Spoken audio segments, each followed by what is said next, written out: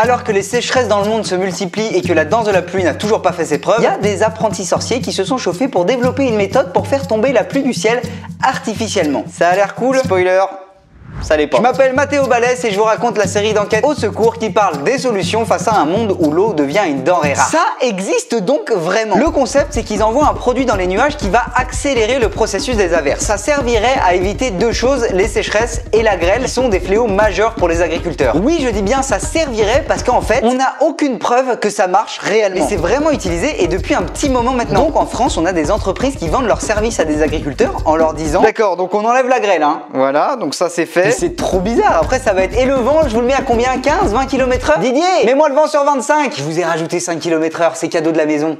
C'est pour moi. Et là, vous vous dites, est-ce qu'il y a vraiment des gens qui utilisent ça? Bah en fait, ouais. Et je vais vous dire pourquoi. Si vous voulez utiliser ce service, ça coûte que 2500 € par an. Donc quand tu perds des milliers d'euros de récolte chaque année, ben t'as vite envie d'essayer, peu importe s'il y a des preuves ou pas. Et moi, je trouve ça un peu risqué de mettre un service comme ça aussi peu cher. Si un jour ça marche vraiment, on est dans la merde. Je me suis permis de faire le calcul. Elon Musk, avec sa fortune de 239 milliards, il peut faire pleuvoir pendant 95 millions d'années. Donc le mec, si on le fait un peu chier, il va faire: ah ouais, vous aimez pas mes fusées? Et bah j'enlève l'été. Vous ferez moins les malins quand vous aurez des carences en vitamine D, tiens. Le problème que ça pose, c'est que même si cette technologie elle marche, elle ne change rien à la situation climatique de la planète. C'est-à-dire qu'on va peut-être éviter une sécheresse quelque part pendant un temps, mais on continue de battre les records de chaleur chaque mois. C'est pas une compète, mais nous, notre Méditerranée, elle est à 29 degrés.